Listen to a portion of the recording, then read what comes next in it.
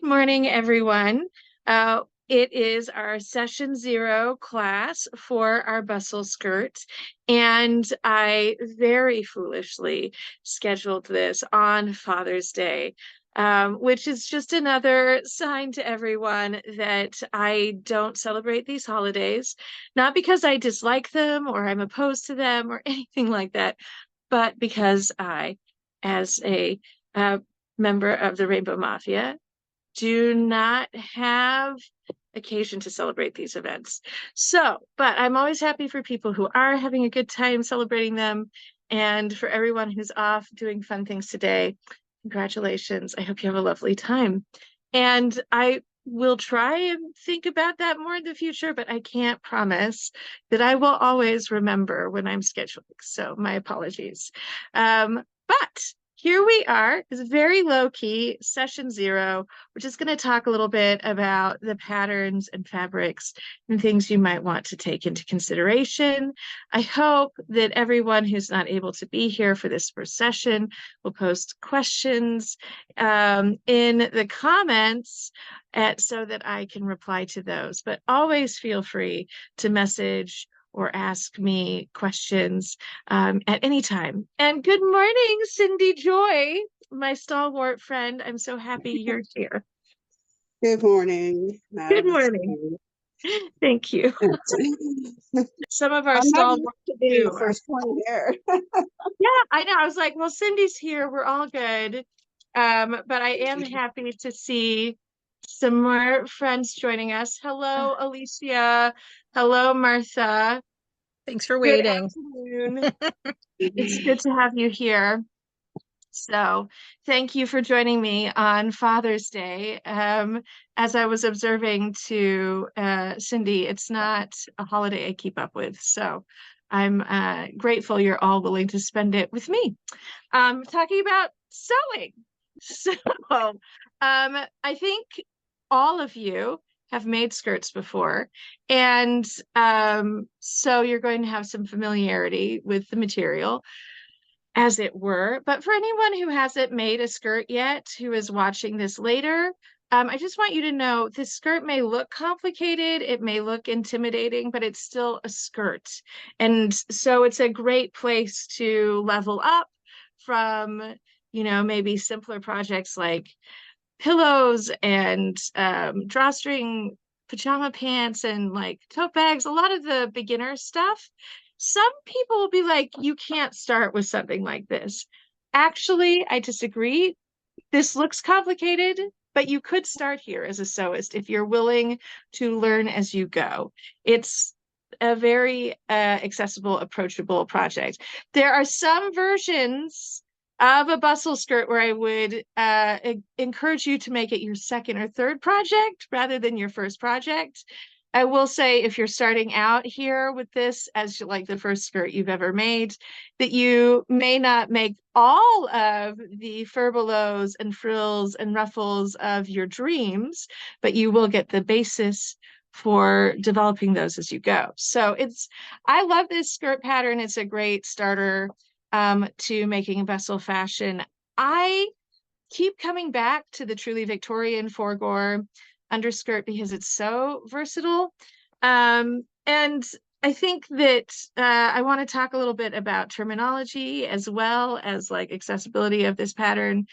And that's mostly for people who haven't made bustle fashion before, or who are like getting into doing historical silhouettes. And sometimes the terminology is like very confusing, right? There's a lot of words that get used in a very loosey-goosey fashion, and they mean something else in our modern times, or you've read them or heard them in historical fiction or historical romance or whatever, and you're like, what is going on?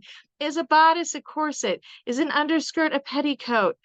What are these things? And so I just want to clarify, but also I encourage everyone here today to add their 2 cents as well. And also I'm like off to a rollicking start and I'm talking a mile a minute, but please feel free to interrupt me with questions or observations because I'm so happy to be back. with all of you. I missed you while I was gone in Louisville.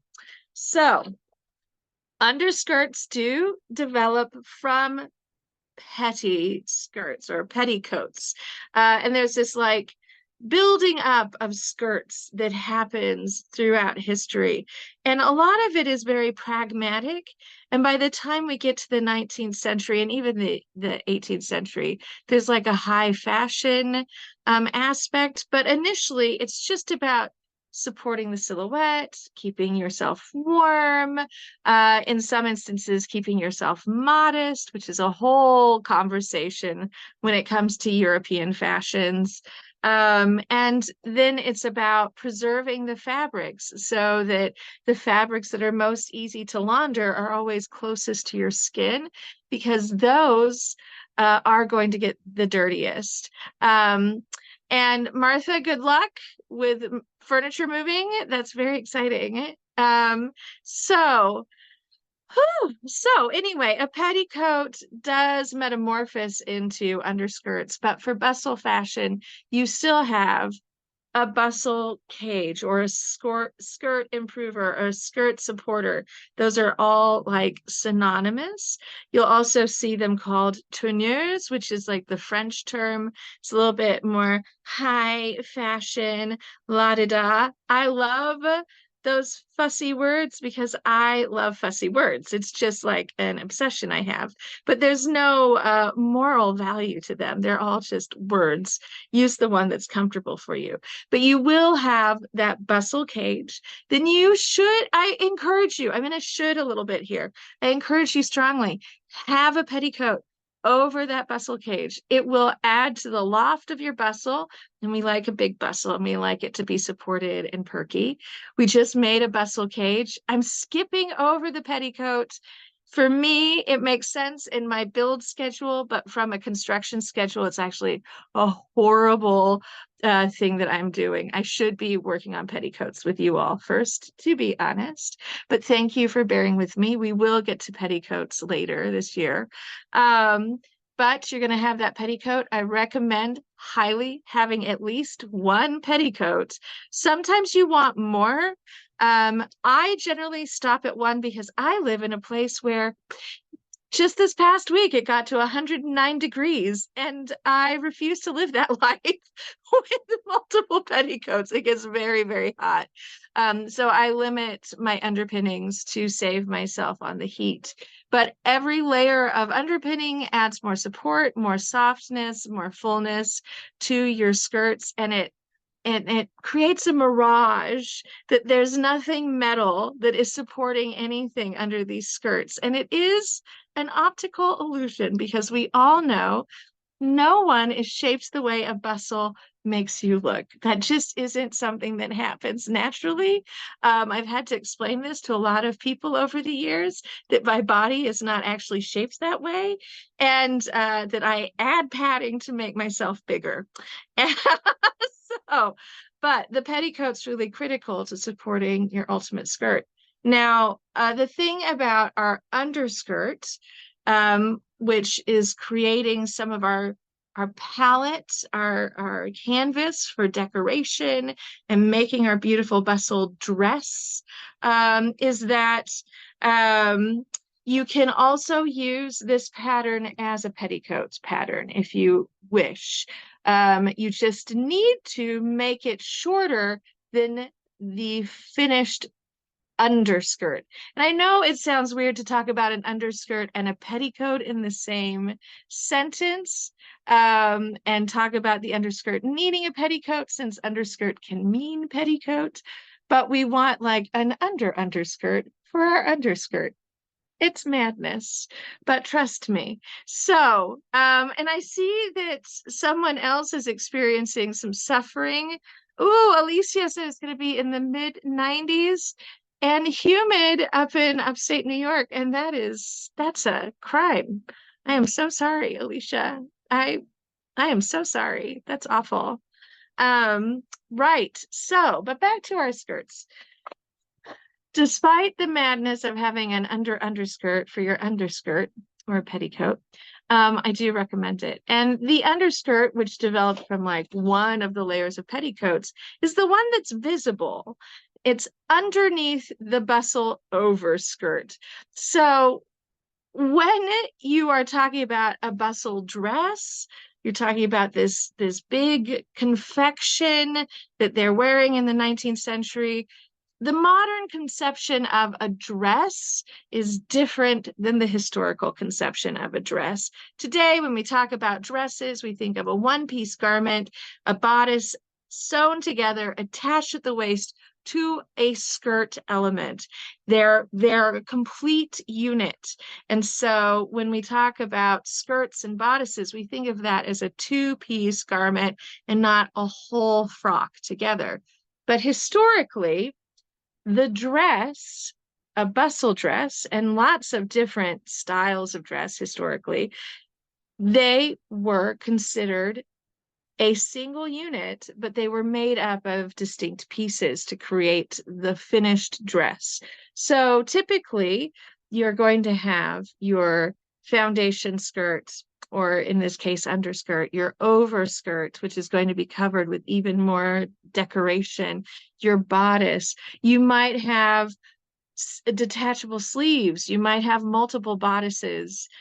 They were very modular in the creation of their clothes historically, and it was very practical. It allows you to get multiple looks from minimal fabric. So you could use your big skirts, which take up the most fabric, to create a daytime, an afternoon, and an evening look simply by swapping out the bodice, which, while a complicated garment to make, takes up the least amount of fabric. So there's a pragmatism to it.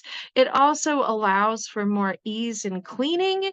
And frankly, this for me as a modern sewist is kind of a magic about it. It adds to the ease of creating the silhouette because you can build up to the most complicated garment whilst making the like less strenuous garments. So the underskirt and the overskirt simply don't require as much tailoring and as much adjustment to fit well as a bodice does. The bodice requires a lot of fit, a lot of adjustment, some tailoring skills. Is just something you need to build to, but you can build up those skills while making the skirts, which is kind of a cool feature of the process. I don't think that was an intended feature historically, but as a modern sewist, I think it's really neat that we can build skills as we're going through the different layers and elements of our bustle dress. So, any questions? I'm going to take a sip of tea. I've thrown a lot of information at you, and I hope that it was understandable and not too confounding. So, all right. Here's the thing about our skirt that we're going to be working on in this particular workshop. This is the pattern I recommend.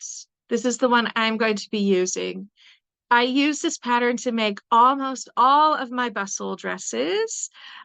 So all of these different foundation skirts, they can look really distinctive, but they all start with this.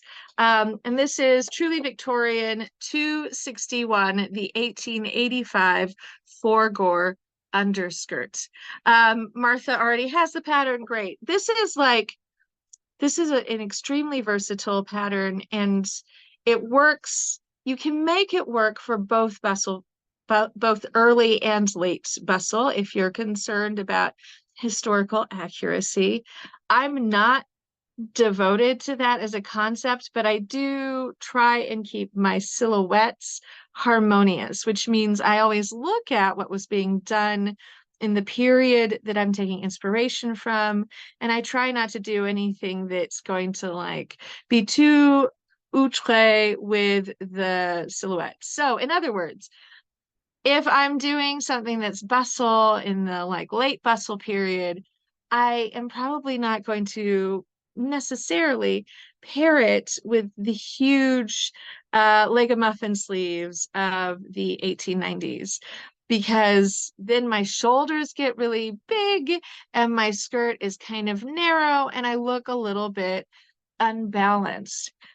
That said, I'm not going to say I'd never do that, but it's an example of things I consider when I'm mixing and matching and creating my silhouettes for my ensembles. But things like this four-gore underskirt, they're so versatile and so kind of neutral in shape for bustle that you can make it span across 2 decades, which is pretty fun. There's a period between early bustle and late bustle. So early bustle is in the late 1860s and early 1870s, so 1869-ish to 1875-ish. And then late bustle starts in the like 1879, 1880, and goes into the mid to late 1880s before turning into those beautiful Belle Epoque Edwardian looks that many of us adore, with the big sleeves and the sort of more tailored ensembles and the new woman fashions that were coming out as women were entering the workplace in a different way. But in between early and late bustle is a period called natural form. I think that natural form is a bit of a misnomer because there's a lot of shaping and padding under those clothes. Nobody's just like, I burned my corset and now I'm going out into the world and everybody's just going to live this life with me. They were still very fussy, still the 19th century. The only people who were really doing that were dress reformists and bohemians. So people in society were still wearing all of the underpinnings in natural form and even padding themselves out to create some of these silhouettes. But the big difference with natural form is that the skirt improver, the bustle cage, sort of disappears and becomes a little bum pad to give you a nice pert posterior, but not quite as protruding as a bustle makes the posterior region of the body. So this skirt would not work well for this skirt will not work well for natural form. That is the caveat here. However, if you are like in love with natural form, you want to make that silhouette, you can apply all of the techniques we're going to go through today or through in this series to a natural form skirt. Also, frankly, as I mentioned in my post yesterday, all of the techniques and tips and tricks we're going to use to create this particular skirt are also viable for a host of other skirt patterns. So if you've been dreaming about making, for instance, this imperial bustle skirt, this is the imperial like foundation underskirt shape. You could use the same techniques to create this. There's some like additional fussiness with this skirt that if you were like, oh, I've been dreaming of making this monstrosity, it's so glorious.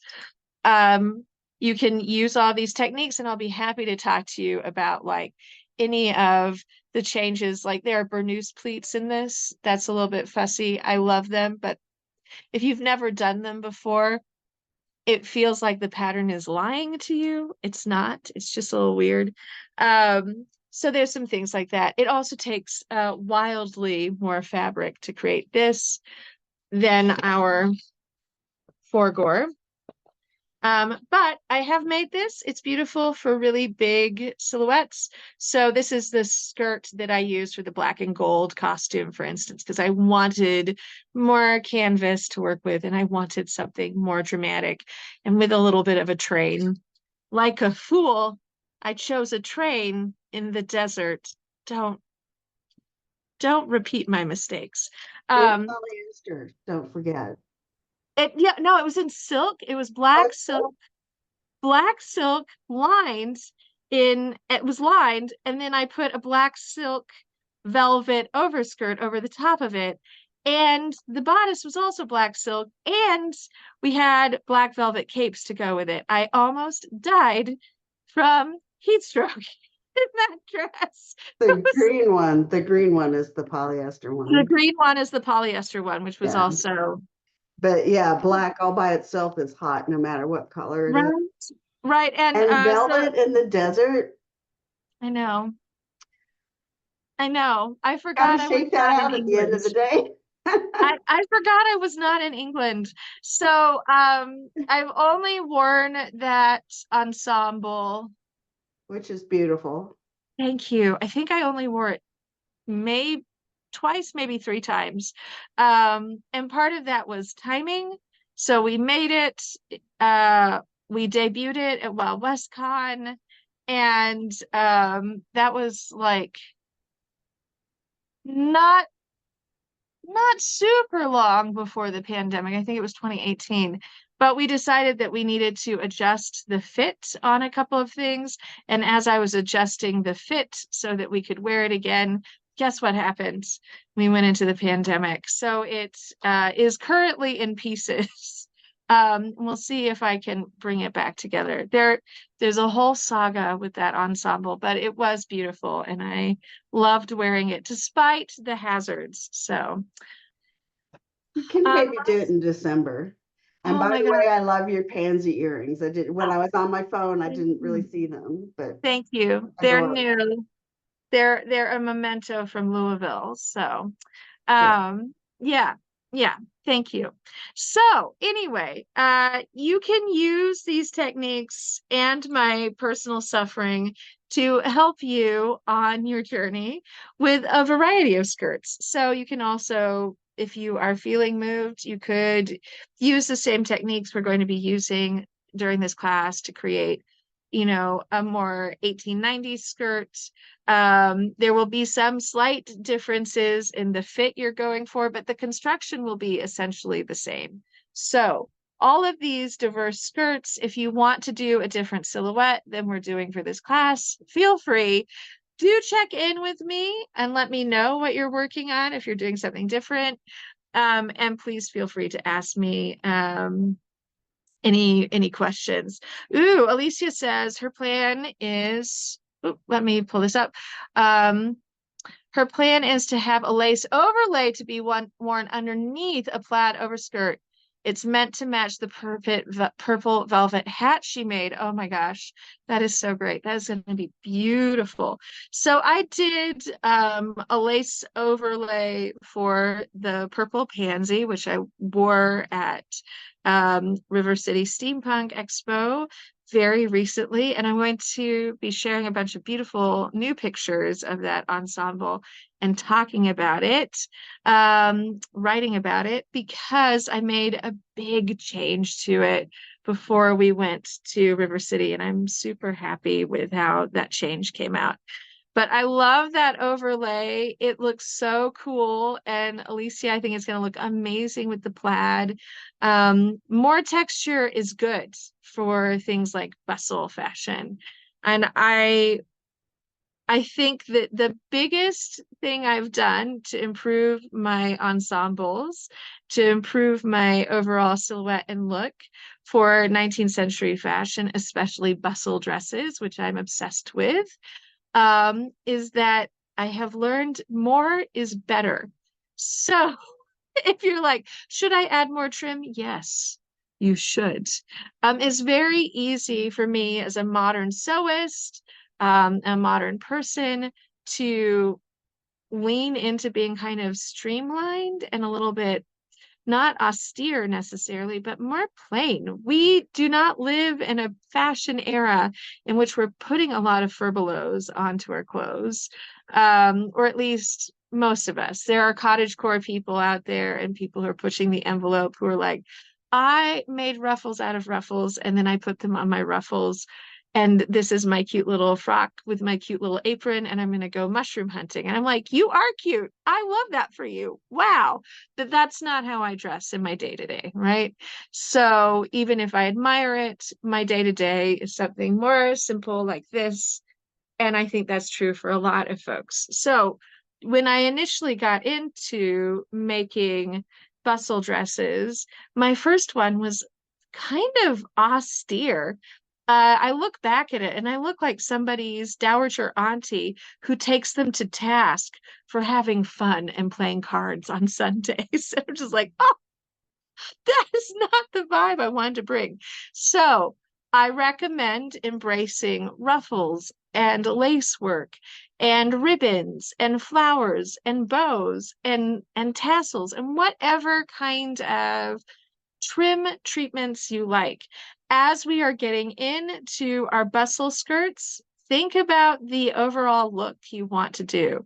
So normally these days I sketch out a whole look for myself. I give myself what I consider a kind of blueprint for the dress. I never feel like I'm married to this blueprint, but it gives me an idea visually of the kind of trim treatments I'm going to be going after and the sort of build up of layers. We're going to get into a lot of discussion of trim. We'll probably spend more effort and time on making trim and trimming out our skirts than any other portion of the project. So my personal experience is once you get the bustle skirt fitted to yourself, you make the pattern adjustments you need. If you're just making a very simple foundation skirt with no trim, I can make one of those in a day. Now, that is a day of cutting and sewing, so it's usually like an 8 to 10 hour day, but it's actually a very straightforward garment to assemble if you are not doing anything to it. But we want to have fun with it. And so we're going to be doing things to ours and adding a ruffle or five if that's your jam, talking about pleats. I'll step you through some of the things I'm planning to do with mine. We're also going to look at ways in which you can cheat out your fabric. So, this is something I love about 19th century and earlier fashion. I suspect that there are fashion houses today that also will do this in some instances. But, ooh, Martha says her overskirt will be a cotton with a brocade print. That sounds gorgeous. Oh, I'm excited. Um, Oh, we've got some great comments here. All the trim, yes, all the trim. Cindy's got some striped cotton that she's making up the skirt in, and coordinating border print to make a bustle costume. Oh, that's going to be gorgeous. Um, and Martha's looking at a dusty raspberry from her stash for the base. Gorgeous, gorgeous, with this cotton brocade print over the top. That's going to be stunning. So, as you're looking at your skirts, so you're thinking about this, the stripe, the the cotton brocade, I like to pick up colors from my other pieces to work into my trim. Or when it comes to stripes, and I am a hussy for striped fabric, I love making a bias stripe ruffle when I have the fabric to do it. I don't always, because bias always takes like a million times more yards of fabric than just cutting it on the straight of grain. But I love that stripe at an angle. It's very dynamic. And also that bias ruffle has a little bit more motion and fullness. So it's always something I think about. But as we are getting into this, I encourage you to start making a plan of um, how you want to trim out your skirts, because the trim is like the funnest, most interesting part, but it's also the most time involved, right? Um, oh, ooh, Captain Azar says she has two half-finished skirts that are pattern cotton. She's not sure how to trim them out. Andy, I hope that you will feel comfortable sending photos or bringing them over because, I'm right here and we can look at some options. Sometimes with a pattern, depending on the type of pattern, I'll do a ruffle or a pleat, honestly, which is a type of ruffle technically. um, the full term is pleated ruffle. I usually just call it a pleat. I'm lazy that way. But usually I'll do like a nice I'll pull out some solid colors from the pattern. So I'll do a thing I've done is like layer a couple of rows of ruffles or a couple of rows of pleats, and I'll have each layer be a different color from the printed fabric. And so I'll stack them up and it will make this sort of nice color story that's sort of pulling out the colors from the pattern and makes different elements of the pattern pop depending on how they line up next to the ruffle element. So that's a thing I've done with prints. I like working a lot with prints. This one I'm going to be trimming out with so many different wild trim treatments, to be honest. So there are no prints with this one, but there are going to be like a million different types of trims. Um, let's see. I think I'm a gloveless striped hussy, but I might be just a hussy for stripes. Oh my gosh. Um, and Cindy likes the look of alternating pleated ruffles with gathered ruffles. I like that too, Cindy. That's really fun. I did that on my original bustle dress, the first one I ever made, and it was like very pretty to have that like little gathered ruffle peeking out underneath the pleated ruffle. I did it recently for um the purple pansy, and I think that I misjudged the ratio because the ruffle doesn't play very well. So I'm actually going to go back in and change the ruffle. But when you make space for it and you think about it in advance and your ratios are right, it's really fun look. So you can also play around with ruffles and pleats. I like to stack and layer my trims. So I will try and pull out the golden scarab at some point during this class to show you some of what that looks like, because that one has a wonderful stack of different trim treatments on it. And it's all stuff I made out of the fabric I was using for the overall dress. So it's not like necessarily going to save you scads of money, but we all learned recently that things like lace can be very expensive, ribbon can be expensive per yard versus your fabric. And so I will often make my trim out of fabric instead, because that way I can save a little money on my garment. So it depends on the fabric. To be honest, I'm not going to use $50 a yard fabric to make trim. But like if I spent $10 or $12 a yard on fabric, the amount of trim I can get out of a yard versus the amount of trim I can get out of a yard of lace, I will often opt for making my own trim out of that fabric instead. So anyway, things to think about, things we'll get into. So I do love making my skirts out of cotton. Um, I don't really care how historically accurate that is or not, but cotton was something that was widely used in the 19th century. So if you are concerned about historical accuracy, or if you're doing something where you're going to be at a reenacting event, cotton is a very viable fabric. There's a lot of discussion these days about the environmental impact of cotton. I'll admit I am not as well informed as I should be. I do, however, know that all fabric has an environmental impact. And so I try and use my fabric thoughtfully and not be super wasteful in my sewing. I'm not a zero waste sewist. I'm not a low waste sewist, but I try and be thoughtful about my fabric, and I try and use as much as possible and then pass on what is remaining to people who can also use it in projects, which is why I do my like weird workshop purging mystery box situation, so that fabric can go on to happy homes to be used.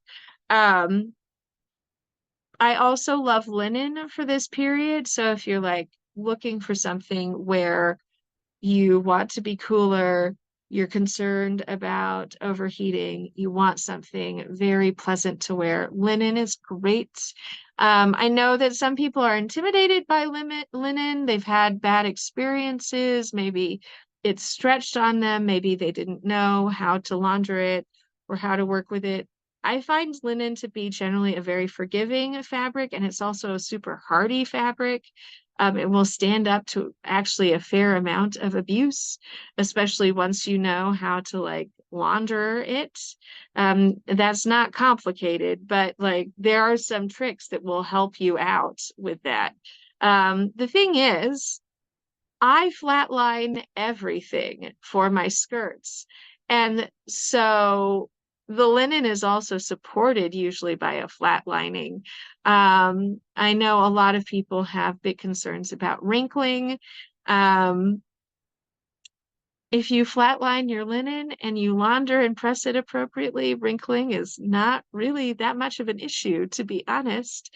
I get very little wrinkle issues with my linen frocks that I've made, and they're super comfortable. They are wonderful in the heat, and they have got a great hand. There's a wonderful store called fabricstore.com that sells a lot of beautiful linen. It's mostly solid colors and not prints, which is a little sad. There used to be more prints available for linen more widely at like Joann's and stuff, even 10 years ago, but I'm finding it harder to find cool linen prints. So I often end up at places like Mood looking for prints, like stripes and whatnot in linen are really beautiful. You can get cool prints. It's just that you have to go looking for them. So I'm a big fan of linen. This project for myself, I'm going to be doing it in a combination of silk and cotton. I am going to be underlining and sheeting out my fabric with a lot of cottons, so that I can save on the expense of the silk. But the Grand Arbiter and I want this really showy, big project. This is our huge build for the year. And so we're going all out with it. And we've budgeted for that. But it is about your budget and what you want to spend your dollars on and the impact you're looking for. And so I'm always thinking about ways in which I can stretch my dollars and ways in which I can balance the silhouette I want with the dollars I have. Oh my gosh, I love Alicia's instructions. So Cindy says she loves linen for every undergarment. Oh my gosh, linen is so great as an undergarment. And a linen shift or a linen chemise is just like it feels so decadent. It's so nice. Um, Alicia says her instructions for washing linen was beat with rock and hang on tree. Do not, she doesn't hand wash hers, but she does hand washers, but not quite that way. Yes. There's a certain amount with linen that, to come back to linen, that the more you wash it, the more you handle it, as long as it has a good thread count, the softer and more luxurious and nicer it is. So historically, linen sheets, linen tablecloths, all the linens that people had for their household, they could be handed down through generations because linen is such a hardy fabric. It will really last you. I have found that some modern linen sheets are made with a very low thread count, and so they will wear out in a way that I was not expecting personally. So sometimes if those linen sheets look really inexpensive, it's because the thread count is really low, and thread count kind of matters. Um, Oh my gosh. Oh my gosh. So, but linen is great. It takes a lot of abuse. It takes high heat. It likes a certain amount of abuse. And my big thing with laundering linen is that I do my utmost not to crumple it into the wash. So I usually layer it in. The the rule of thumb I was taught was that the more you crumple your linen, the more you break up the fibers of the linen, and that will cause it to wrinkle more in those places where you crumpled it. And it may also cause it to get a little bit of like fuzziness or pilling, or to develop a memory for those wrinkles. So linen is like these long, natural plant fibers. And so they have this tendency to break and retain memory. So you sort of like fold or layer your linen into the wash. You can throw it through a hot water wash. Once it's pre-shrunk, it's not going to keep shrinking on you. You can be mean to it. Then like to iron it with a nice hot iron. The trick there is simply to iron in the same direction as the grain and to always go in the direction of the grain of the fabric. Again, it reinforces this nice long fiber from the plant and keeps it from breaking. So it's like, these are the two tips. It's not that fussy, actually. So don't wad it up, iron with the grain, go forth, have fun, make things out of linen. Linen is great. I love linen. Whenever I get a chance to make something out of linen, I do. And the Grand Arbiter gets to live that life with me. Oh my gosh. What have we got here? Oh, Cindy says, oh, dragon time. You need a row of scallops above your pleats. Oh, do I have Astrid's book on embellishments? I think so. I think I have it. So, I don't, I'm going to step away for a moment and go grab my sketch so we could talk a little bit more about trim and trim treatments and what Cindy is referencing, and ways in which we can like layer up our trims a little bit. If you have more questions about fabrics to use for this, please ask me when I get back. It'll take me 2 minutes. I should have had the sketch with me, but I don't know what I was thinking.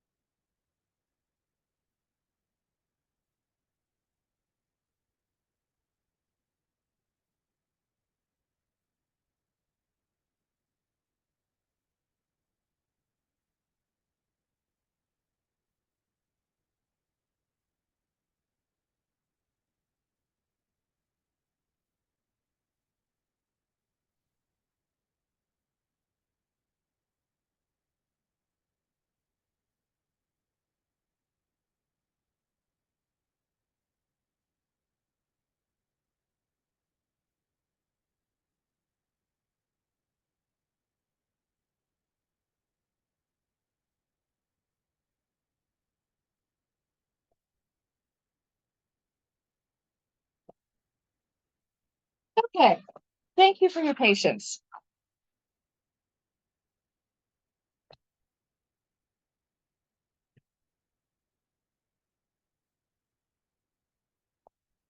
Oop, try not to have my seat roll out from under me while I sit down. We got back Okay. at the same time. This is the book. Oh, yes, I totally have that one. That is a great, that is an excellent book. Could you, I don't have it in front of me. Could you show us the title of that book for everybody? Just, This is the am one. I reversed? No, I'm not. You're not, but let me spotlight you so folks can see. So this is an Embellishments, amazing book. Constructing Victorian Detail by Astrida Schaefer. I left the A off her name. Yeah. And, the website is schaeferarts.com. Mm. Is an essential book. Thank you, Cindy. I got it through the Kickstarter. So, yeah, I can't remember. I wonder if that's how I got mine. I've had it for a long time, so I don't remember now. I will link to it. I will share that book with all of you on Patreon so you can find it. It's a wonderful resource. but here, this. Yeah. Oh, Alicia left while I was gone. That's okay. Yeah, it's such a Um, great. Hold this on. Let me add you back to the spotlight. the Yeah. do you see the scalloped Yes. Ooh. dragon scale Yes. layer? Okay. Okay. That's great. I love that. That's so Yeah, good. I love that for you. Thank you. Oh, Well, it's on the cover too. yeah. Yeah, Yes. but So good. so many, yeah, It's so wonderful. many It's also, ideas in here. they've But got great information about creating piping and building up your trims and creating this dimensionality. I, at the same time, this is the book. oh yes, I totally have that one. That is an excellent book. Could you, I don't have it in front of me. Could you show us the title of that book for everybody? It's just, This is the am one. I reversed? No, I'm not. You're not, but let me spotlight you so folks can see. So this is an Embellishments, amazing book. Constructing Victorian Detail by Astrida Schaefer. I left the A off her name. And Yeah. the website is schaeferarts.com. Mm. Is an essential book. It, Thank you, it's Cindy. I got it through the Kickstarter. So Yeah, um I wonder if that's how I got mine. I've had it but for a long time, so I don't remember now. Um, I will I will link to it. I will share that book with all of you on Patreon so you can find it. It's a wonderful resource. here this Yeah, oh, Alicia left while I was gone. That's okay. Yeah, it's such a um great. Hold this on. one. Let me add you back to the spotlight. The Yeah. do you see the scalloped Yes. Ooh. dragon scale Yes. layer? Okay. Okay. That's great. I love that. That's so Yeah, good. I love that for you. Thank you. Oh, Well, it's on the cover too. yeah. Yeah, Yes. but So good. so many, yeah, It's so wonderful. many It's also, ideas in here. they've But got great information about creating piping and building up your trims and creating this dimensionality. I do consider this one of the essential books in my library. It's just a fantastic resource. So, Cindy, funny you should mention that. It's hard to see because it's a sketch, blah, blah, blah. But Cindy definitely noticed that I have this ruffle on the bottom of my design. It doesn't go all the way around because in the center front, I have scales going all the way down the center front. These are going to be rows of scales that I sew up and stitch in place as like a unit. But I have got the ruffle running the rest of the way around the skirt. And what Cindy is suggesting is putting another layer over that ruffle that is a scallop to also resemble more of those scales, which is a great suggestion. You'll more is see more. here. Oh, go ahead. Just more is more. It's the More Victorian is more. theme. More is more. You want more. So the details really matter with this sort of thing. And even here in the sketch, while the ruffle looks nice on its own, it does look a little bare in back. So having a little bit more here is going to be nice. It also means that there's more place where I don't have to necessarily have silk in the body of the skirt because it will be covered with trim instead. So a lot of the body of my skirt will actually be a solid cotton, probably muslin, maybe like, oh no, probably muslin. Polished cotton was like the traditional fabric that was used historically, I should say, the historical fabric that was used for a lot of these linings and a lot of the flat lining and the support structure. but polished cotton is pricey and a little bit hard to find. What I turn to a lot is just muslin because it will do what I need it to do. Sometimes when I'm going to cheat out my fabric, I'll use a colored quilting cotton so that if my fabric slips a little bit and you see a peek of it, it's not the stark white of the muslin, but I think that I will probably just be using mostly muslin to cheat out. And I'll sketch out what that looks like when we're going in to cut our fabrics and prep the pattern in the next session so that you can see more what I mean. But essentially, every place covered by my overskirt,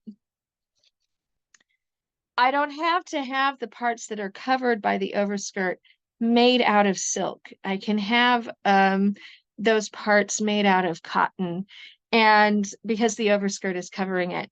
The trick with cheating out your fabric this way is to make sure that you understand how your overskirt is going to cover your foundation skirt, and that you do not come right up to the edge of where that overskirt is going to happen. So you want to be like, a few inches inside that boundary so that if the fabric moves or slips on you, you'll get the illusion of silk or whatever your fancy fabric is peeking out rather than like the sudden stark appearance of your muslin or your polished cotton or what have you. So I'll be tracing out how I want my overskirt to fall over my underskirt and making sure that everything I cheat out is going to be within that boundary by like probably 3 or 4 inches,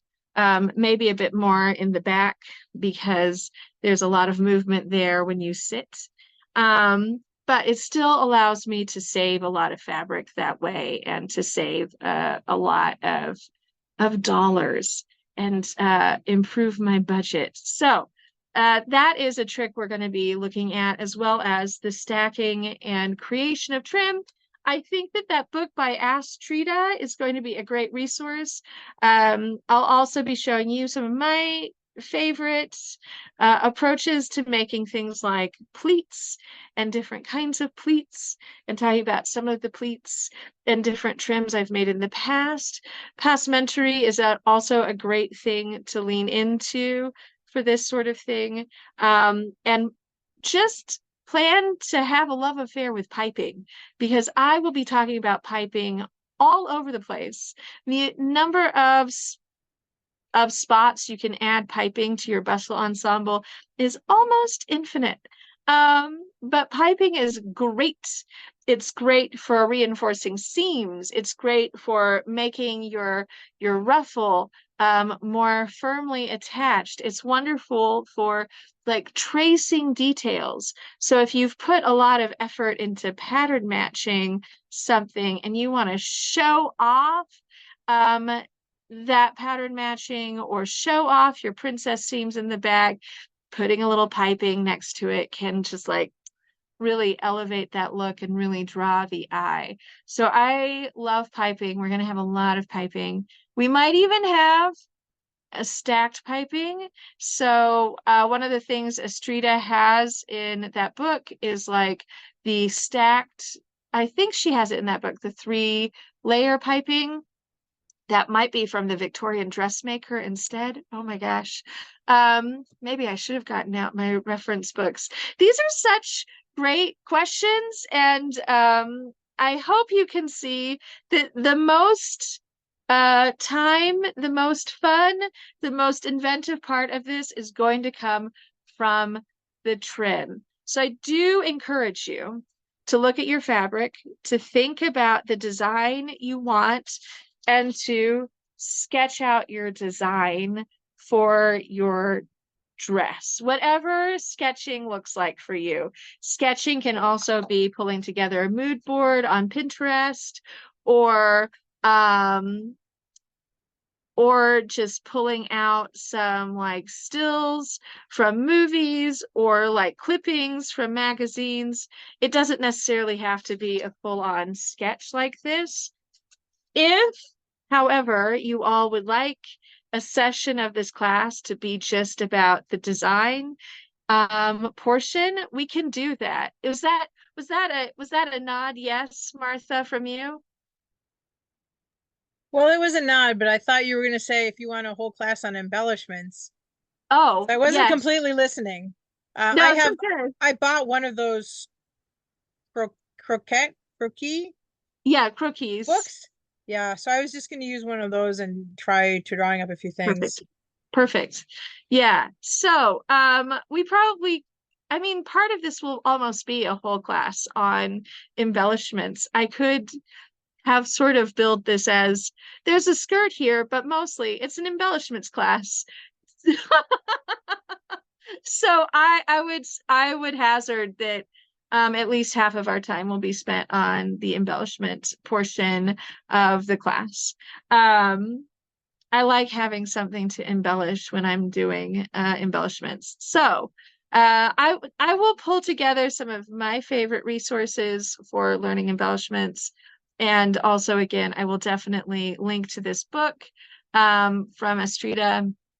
It's such a great, it's like, I like to just open it up and look at it like for entertainment, and sort of like, ooh, someday I'm gonna do this treatment. The Scarab Sunrise was kind of like my treatment sampler. I did so many different treatments on that, so many different trims on that, as many as I could squeeze in, really. And it was really fun to just load up on the trim and see how it elevated the garment. So yeah, that we'll have a lot of trim time, but maybe Martha, in the future, we just need to like, this class is all about box pleats and the ways in which you can manipulate box pleats to do really cool things beyond just box pleats. So that's a fun, we might have to do some like breakout sessions like that going Well, through the year. So any suggestions you have, I appreciate hearing those. Because yeah, even how you design a costume, I just kind of slap stuff together typically. I don't have like, I don't know what would like augment the look of a skirt with a particular overskirt with a particular top, which I mm. think you have that skill. Thank you. It's a developed skill, though. It is something that I didn't start out with. Like I said, like a lot of people, I came into doing historical dress, certainly like 19th century historical dress, with kind of a more plain Jane eye towards it. So in my early days of time travel and doing historical fashions, I started out with things like um, dressing for the Ren Fair. And then I moved into making late Italian Renaissance dresses. And the Ren Fair stuff, you like leaned into the fabric and the textiles, at least I was not, an aristocrat. I was not a high class person at the Ren Fair. So most of my embellishment was from the fabric. And so I would just put great colors and interesting patterns and fun textures together, but I wasn't adding like any trim to that. And then I moved into doing a lot of 1940s and 1950s fashions.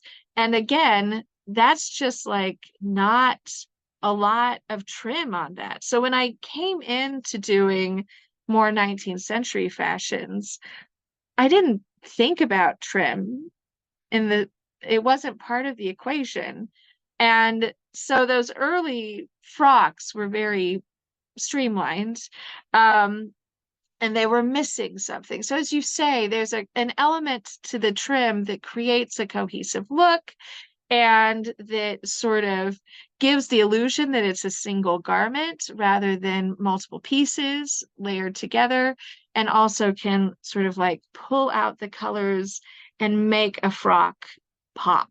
So someone in your area that I think has such a great eye. There are two people actually that come to mind besides Deborah Olson, who is a hat maker and always trims out her hats in the most spectacular way. But um, Anthe Schmidt is her last name. I think we're mutuals. Um, all of us. She's got such an eye for trim. She's done some really beautiful things where she's like, "Oh yeah, I found this falling apart antique sari, and I just cut all of the embroidery off of it, and I made this trim." And I'm like, "Of course you did." So gorgeous. Anthe Schmidt, thank you. Thank you. She's great. She's an incredible dressmaker. She used to take commissions. I know she has stopped doing that, but she's still like her work is impeccable. And then Jamie B. Creations, she's also in Madison. And one of the things I love about her trim is that she brings a real sense of humor to it. So it's like very elaborate and really decadent. And also there will be like eyeballs involved or little like spiders peeking out or what have you. And while I'm not keen on spiders, I love the whimsy of it. And I love her layering. She does a really good job of telling a story with her trim. So I I'm like sort of diving into this, Martha, because I think it's really important as you're getting started to have a rough concept in mind for what you want the garment to say for you. So I approach each frock as a story, and that is part of how I pick my trim, think about it. Um, so I've got a really strong sense of the Madame Askew Grand Arbiter story. We've been telling it for a lot of years. We really know who our characters are.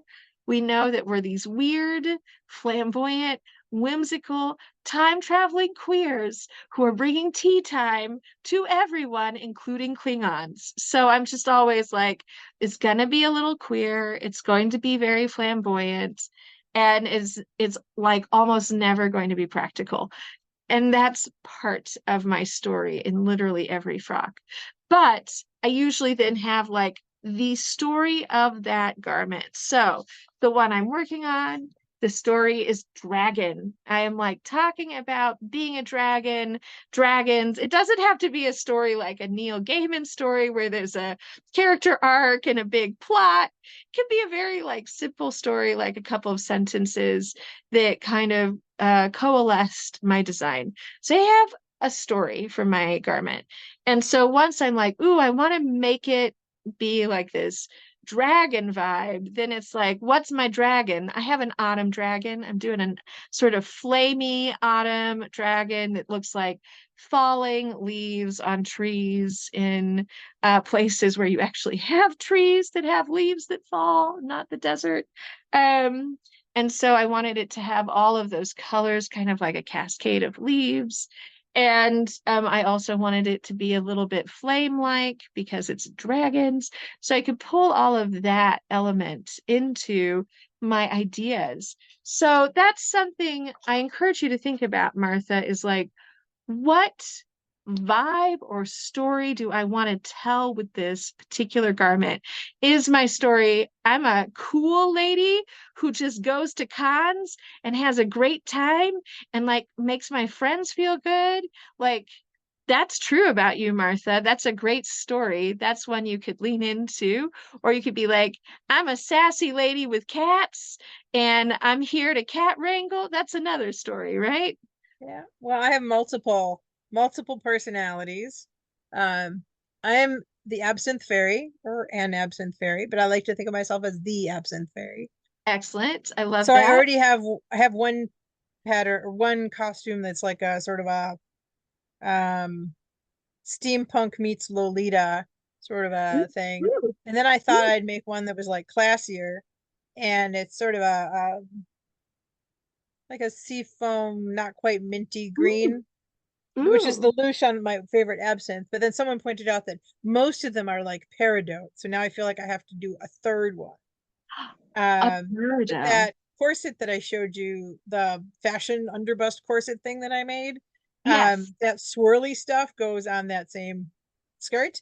And that skirt actually just had the pleats at the bottom and then some lace. And I took the lace off because I needed to redo the pleats. But now I'm thinking, ooh, after your trim presentation, I'm going to add a little fancy trim onto that bottom to Yes. zhuzh it up. Because right now the Yes. base skirt is just plain. Yeah. And then my other character is so that's like my side character, my alter ego. And then I am also the Empress of the Ether Empire, which is based on I talked about this a little bit before, the Star Trek Mirrorverse, Yes. which occurs in almost all of the Star Trek series, It except I does. believe it's Next Generation. So lots to Yeah. work with there. Yeah. Next Gen didn't go into the Mirrorverse. That's wild. They did not. Even Deep No, Space Nine did a whole Mirrorverse thing that yeah, was great. Yeah. I love that. So that's a lot of fun stuff to work with, and especially your Empress, like she needs more. She needs a yes, lot of cool trim. And so, ooh, I'm excited. I'm excited to help you figure out some trim and figure out some trim details. I feel like a thing I need to do for us for this class is just go in, photograph some close-ups of some of the trims I've done and talk a little bit about them. And it- honestly, so I've put us on gallery mode so we can just have a little conversation. Um, so honestly, some of my choices with trim are based on whimsy, keeping in mind this kind of story idea. I always know that like, okay, I want this to be a dragon, or like the purple pansy is supposed to be like a half mourning ensemble, but it's also like half mourning when you're kind of happy about it, if you know what I mean. Because, like, it was a marriage of convenience or whatever. And so you're like, yeah, no, I was supposed to be in mourning for longer than I was. And I'm really skirting some of the mourning rituals because this is a little bit more flamboyant than you would normally wear when you're still in mourning. But it's also, while it's like kind of tongue in cheek about that, it's also lavender, and lavender menace is like something that Sapphic queer people have been referred to. So there's like some layers there. But it meant that when I was looking at the trim, I wanted to like lean into this kind of morning idea. And for good or ill, a thing I did with that means that some of the trim has a distressed quality to it. And I think I like how that worked out, but there are times when I'm like, what was I thinking? Because invariably we'll get to a convention and it's like frayed enough where I like have to have someone go in and snip away the frays. Otherwise, I have like all these strings coming off of the trim. And that part is not something I love. But every time I do trim, every time I put together a look, I also am experimenting a bit. So I really do love to push myself and challenge myself in some way with every garment so I can learn more because I like learning. And also, frankly, I like teaching. And if I stagnate as a sewist and I don't push myself, I stop being a very good teacher because I'm not learning anything new to share with you all. And so that's boring for everybody. So I like to push myself. So invariably, when I'm doing something, I make a decision. This is at least one new element I'm going to do. With the Dragon Ensemble, I'm doing multiple new things. So I'm making the scales, which is like based off of a skill set I have, but I haven't done like in this application before. I'm draping my own overskirt to go with it. And I am doing this really dramatic standing collar for both the Grand Arbiter and me, or at least I hope I am. I may find that the standing collar is like more effort than it's worth. That one is the one piece where I'm like, I have a lot of hair and my hair tangles in these things. Do I really want this? Is it going to work out? And am I going to be effective in making it? So the last stand collar I made, I found was like really hard to pack and got really mangled super easily and was super frustrating. It didn't have the drama I wanted it to have. So I'm going to try some different approaches with this, including making the collar detachable so that I can pack it more easily and then reattach it when I want to wear it. Because the attached stand collar is very hard to pack. And I don't have actual traveling trunks and an actual butler to carry my luggage and to like steam things for me. So packing is always a concern. So those are kind of like the big new elements. Oh, and yeah, Captain Azar, that's such a great observation. If I make it detachable, I get two looks in one. Thank you. Yes, let's say that that was totally the plan the whole time and not something that I did not even think about. So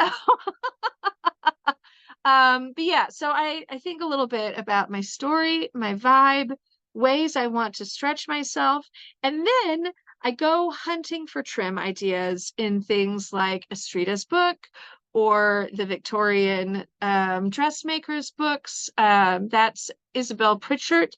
She has like these really wonderful accessible books that are beautifully photographed, and she goes into the details about how she created her trims, very much like Astrida's got details on how to create these trims. They don't simply give you the photographs and tell you, you could do this trim. They actually tell you how to make the trim and how to build it up, which is something I think is really lovely. I also, I go to this ribbon embellishment book that I have, and I look at some ways they use ribbon and whether or not I want to do that passementerie. And so I pick out a few fun trims that appeal to me. And then I start considering how I can stack them up because texture is everything here. And like layering your trim makes it look so complicated and interesting, but really you're doing it a piece at a time. So you're not creating the thing in a whole.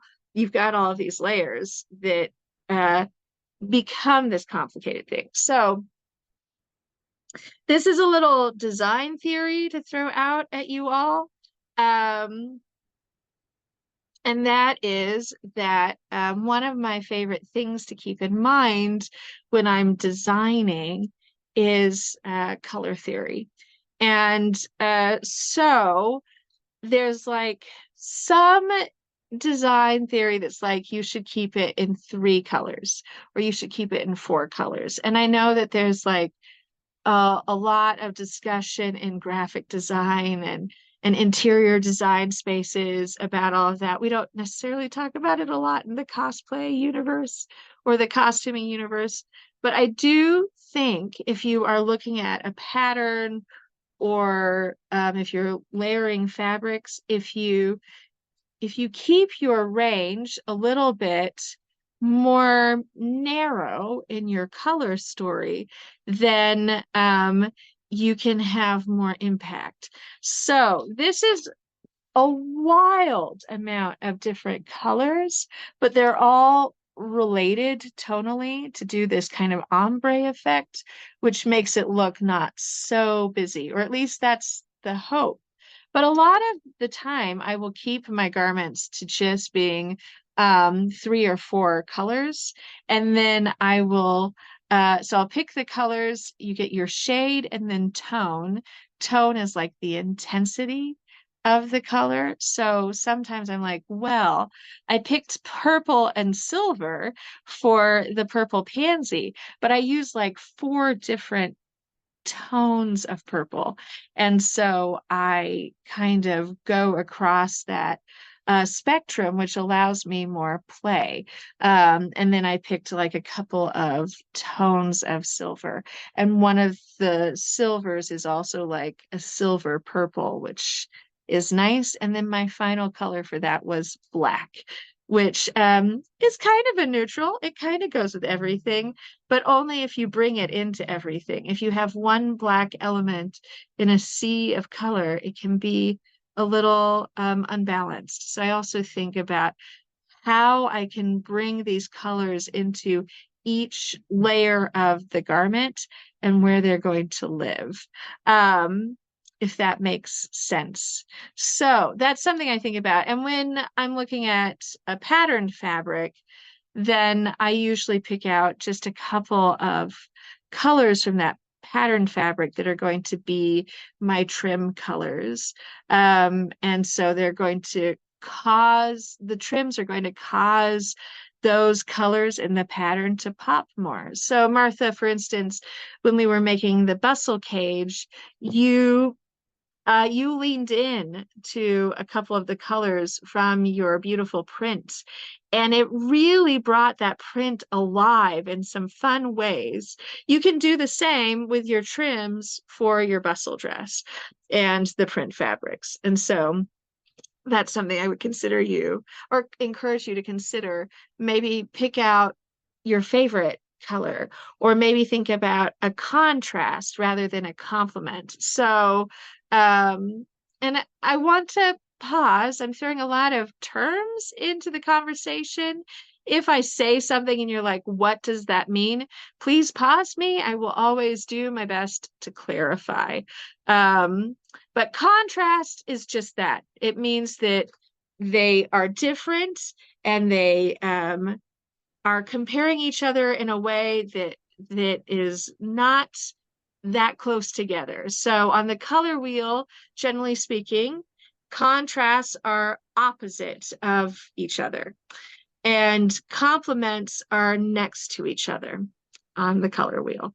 So that is another way to look at it. Complements will be closer to each other. So orange and yellow, or red and orange, are kind of complementary, right? Purple and blue, complementary. But I think it's like purple and green can be contrasts, for instance, because they're like more across from each other. And there's all of this fiddly bit with the color wheel and contrast versus complement, and like this sort of like pie shaped thing where you could be like, is it an exact contrast? Is it like a softer contrast? Where does it fall in that pie shape? We're not going to get that fussy about it. I'm not a visual artist, I'm a fabric artist, but I do find looking at a color wheel sometimes helps me break out of a more safe choices color-wise. So, and causes me to think about leaning into a contrast. I think contrasts are really powerful and they help liven up your garment. I do a lot of complementary colors. So this whole thing is just complementary colors. They're all very close together on the color wheel. And so it makes for a very harmonious look. Ooh, yeah. Captain Azar's got some great comments. I'm gonna go in here. We've got some wonderful comments. So we've got some great links to some costumes. Thank you, everybody. And Captain Azar says sometimes she looks at color palettes online to get inspiration. There are also a few color theory sites. Yes, go play with color a bit, especially if you are somebody who is coming in with a print that you want to highlight. Leaning into some of this color theory stuff can help you consider and figure out your trim options and what you want your overall look to become. Yeah, that's one of the things I'm going to have a difficult time with the fabric I have for my overskirt, is that it has a lot of green and like burgundy and forest green. I think the fabric's from the 90s or something. Okay, But yeah. I want to avoid Christmas. Yes. Oh man. Have you thought about putting purple with it? No, I haven't, but that might be a good idea. Because they're all Yeah. that darker, like if I had like a plum or something, right? That would kind Yeah. of fit in there. So they're, first of all, I love purple and green together a lot. Because they're a great contrast. And obviously I love purple. I wear it a lot. I don't know what happened, but sometime in the pandemic, I was like, purple is my signature color. Now I wear it all the time. Um, but I also love purple and red together. And so purple and red are like complements to each other. Purple and green are contrasts. So that's a fun play. And I'm not trying to get you to like join the Madame Askew's costume extravaganza, but I have a costume that I used purple and red and green in, and that is my wonderful gingerbread traveling costume. It's an olive green and an interesting purple, and then just a really nice crimson. And so it's like that contrast is there, but because I did an olive green, it's not as strong as, say, this more forest green, and like a plum would be really delicious. Anyway, I could, and it's not Christmassy is the big thing. Um, However, that said, part of what immediately jumped into my mind was Jingle Jangle and the way in which they paired purple and green and red together in that, and how cool that looked. The other thing they also combined was I'm sorry, green and blue and red together, and that's another option. Green and blue are more complements, and blue and red are more contrasting. And so a nice jewelly blue, like a sapphire or something like that, might be nice as well. So, but I think I mean, like, purple is a very imperial color. I'm just throwing that out there. So, yeah, I'm like very keen on that. When I did my Star Trek uniform, Star Trek did it for me. Yellow and black are wonderful contrasts. So that was like the color story and the contrast was already there for me. It made it very easy. This one, like, this was hard to decide on trims for. Next Generation is a very austere silhouette. And so when I was trying to put together my trim ideas, I was like, man, I want it to be Victoriana, but also read as Starfleet. And so I ended up going with a lot of piping and like sort of more flat trims. I had a bunch of layers of like bias tape that was very flat to make stripes. And then I did a nice knife pleat hem treatment on the foundation skirts, which I was very happy with overall. So I kept it very, very simple. Um, but it was a struggle because I still wanted trim. Without the trim, it's kind of too plain. So you need some kind of texture, even with something like an homage to Next Gen. So I think that was Alicia. Welcome back. No, it was Cindy who said she really likes green, blue, and purple together. Yes, yes. Um, yeah, I love those colors together. They're beautiful. And yeah, Alicia says Star Trek was always leaning into the modern clean looks. It makes it hard to play with things and keep the feel. Yeah, it's true. Like making Star Trek look like the 19th century or like Napoleonic requires you to really lean in to the color story, I think. At least that's what I did. And to consider Militaria as some inspiration, which is the Grand Arbiter and I have used Militaria a couple of times to inspire costumes, but we usually don't we kind of avoid that. Cindy Joy is right. Babylon 5 would be easier to adapt into Victorian, especially oh, that one race with the like hair. Oh my gosh. They're like so venile and corrupt, and I cannot remember Which the hair? Like name. the shell hair? Yeah, no, it's like they not the people with the shell hair, but it was like generally The guy brown with the and black hair, that his hair yeah, came up like like this and he was bald back to here, and right. can't remember his name. Yeah. No, Very no. stout character, and Yeah, I think he had elongated canines too. I think he did have elongated canines. That's right. And And they and were he sort of usually looked like he was wearing I he looked very like he would not he could have fit in the 17th century.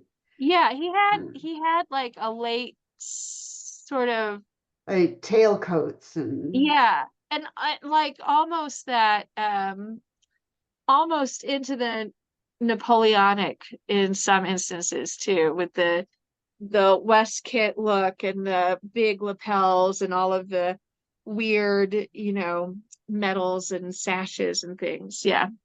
Um, that's would be super, super easy to adapt, I think. With Star Trek is like a little hard. Star Wars is even some of those costumes are even easier to be like, I'm gonna take Star Wars and make it Victorian.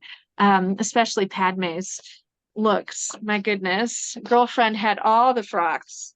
So, he did. oh, and I mean, good on those costume designers. I hope this is helpful with thinking a little bit about your trim and your color story.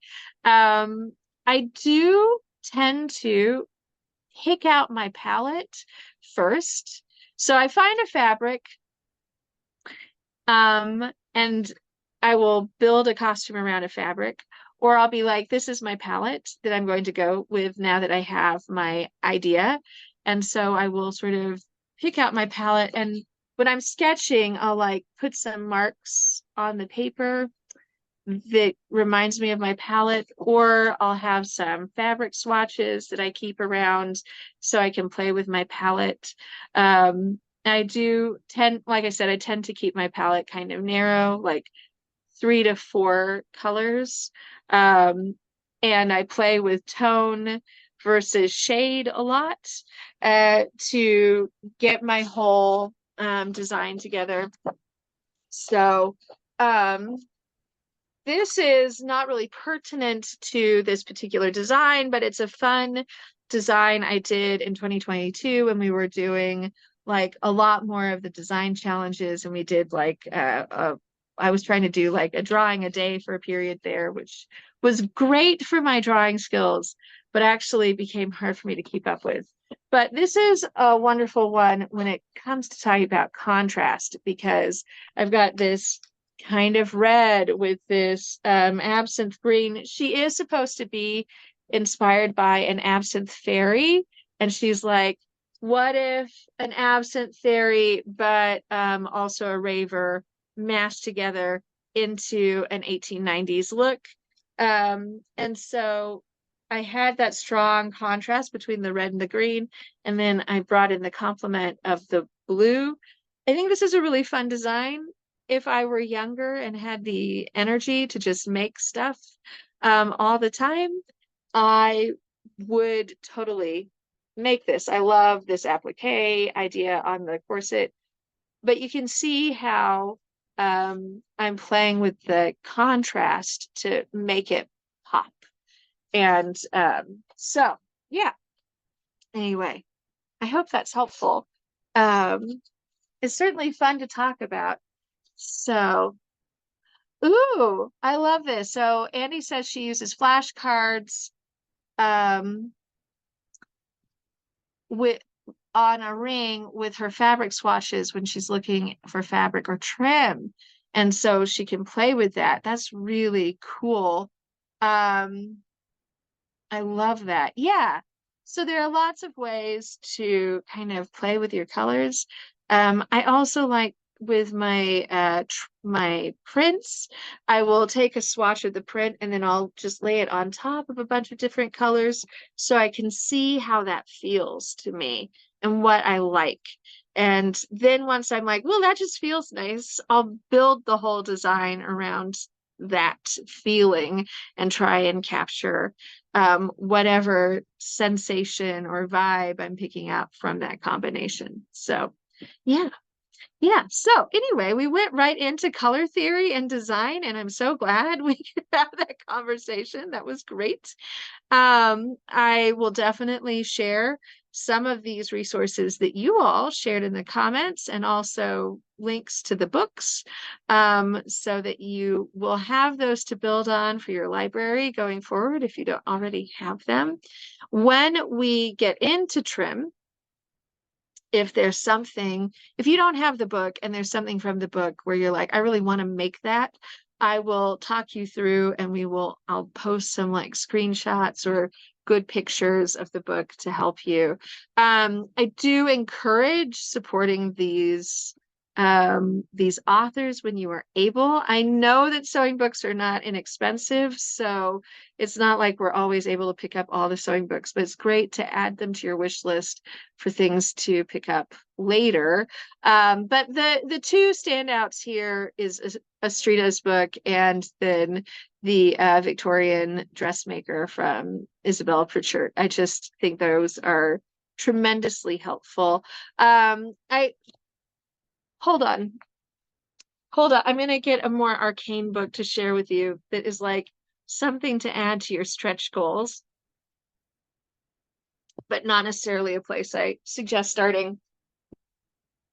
This is part 2 of a 2-book set. I unfortunately do not have the first book.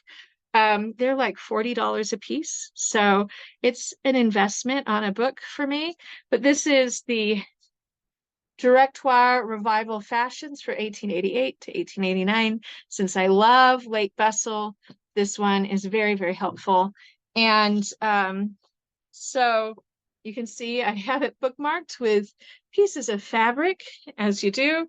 And it is great, very complete. She will talk about the construction and the elements of all of these looks in some detail, and she has got charts with them, so you could attempt to make the frocks from this.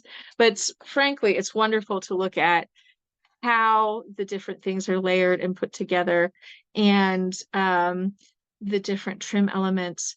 Again, I'm never trying to recreate a fashion plate, but I will take inspiration from the fashion plates and I'll just lift elements from them that I like because I like the way they harmonize.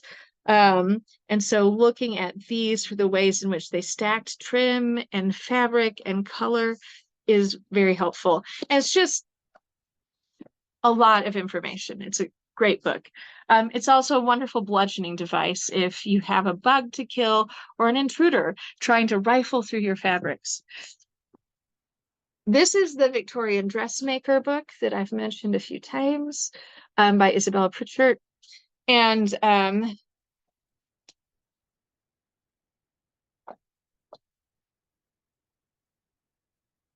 she'll have wonderful like step-by-step photos of some of the things she does, as well as some charts to help you with placement and proportion. Yeah, and even some charts that basically give you the dress pattern. But my favorite part personally is when she talks about the trims that she's done. And I'm like trying to find a really good example, but this is a beautiful frock she did. She goes into how she made the trim. She does a lot of her stuff by machine too, which I really appreciate, because you will get into a certain aspect of the historical costuming community and they're just like, well, and then I spent 50 hours making this trim by hand. And I'm like, you're 25. I'm almost 50. I don't have 25 hours to spend on trim because I want to wear my dress now. Life is short. I appreciate you doing your handwork, but I love to have as many techniques to use on a machine as possible. There's some stuff I have never figured out how to do by machine. I only know how to do it by hand. But in every instance where I can possibly do it by machine and get the result I want, I'm going to use the machine because it's faster. So this is also great. And she's pro machine sewing. I really like that.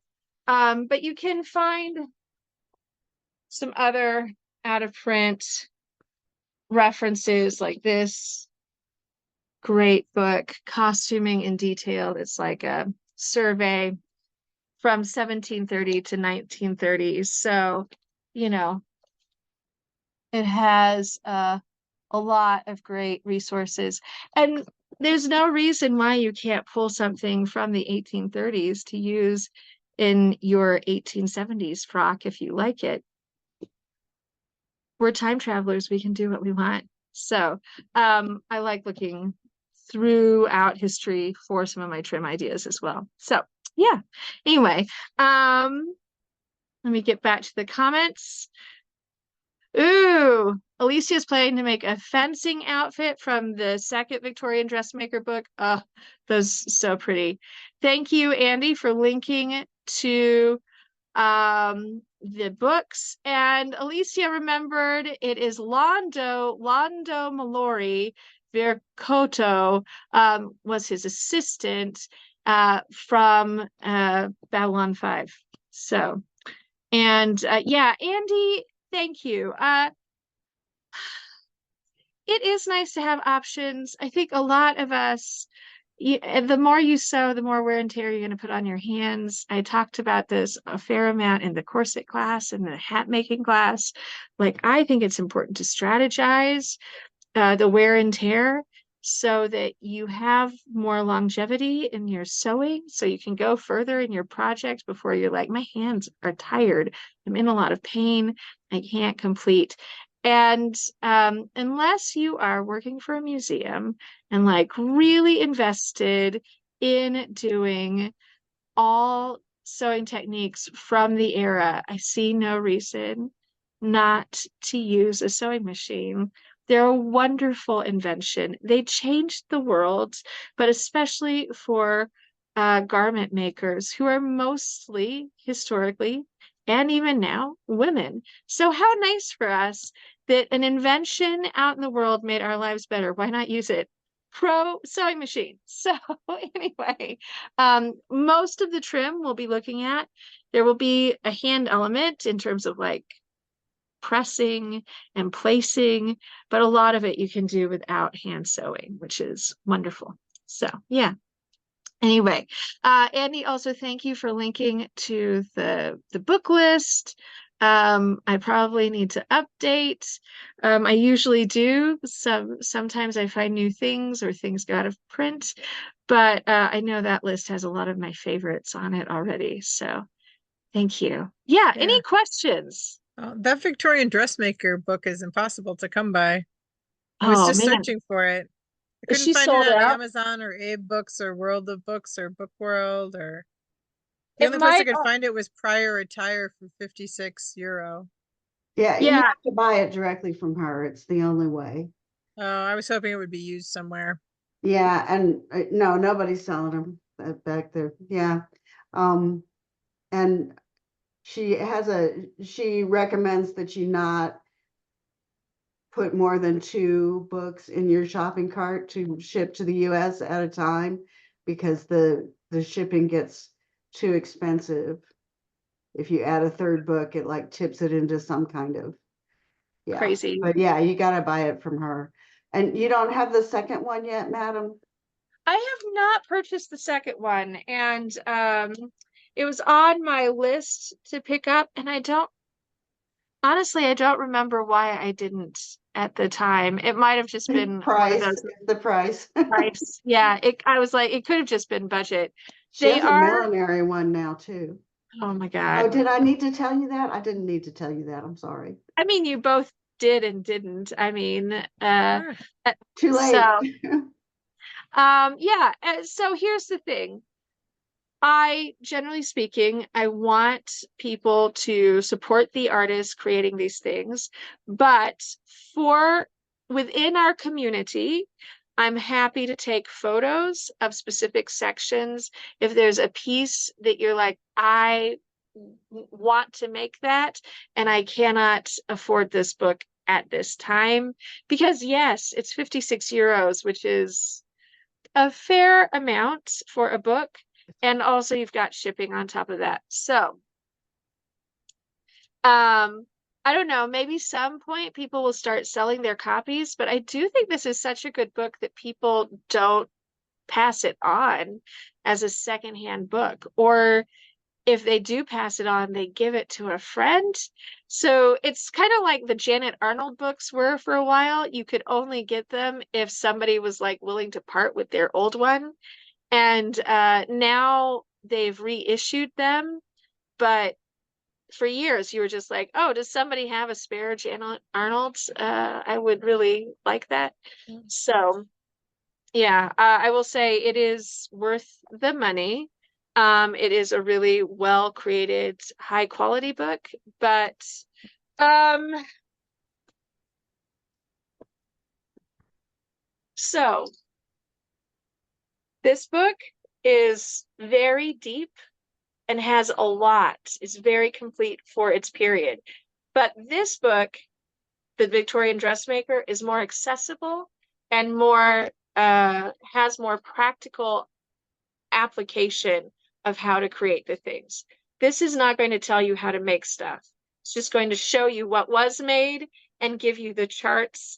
And you're like, hopefully you know how to read those charts and apply the methods. This book is like 40 something dollars US. It's available in the US. This one, I don't know what the euro to dollar um exchange rate is right now. So I don't know how. I bought mine a couple years ago, and I think I bought them in 2022. I think they were 70 a piece. Yeah.